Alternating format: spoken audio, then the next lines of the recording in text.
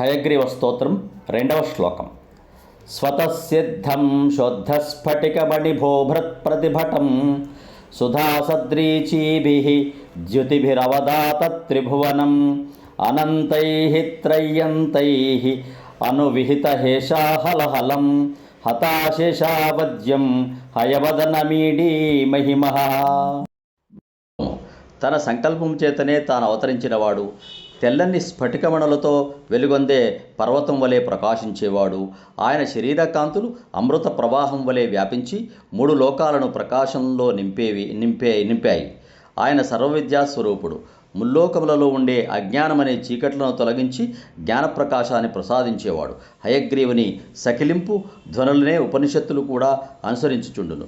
బుద్ధిమాంద్యము వంటి అనేక దోషాలను హరించే ఈ హయగ్రీవ స్వామి అనే దివ్య తేజపుంజమును స్తోత్రం చేద్దాం.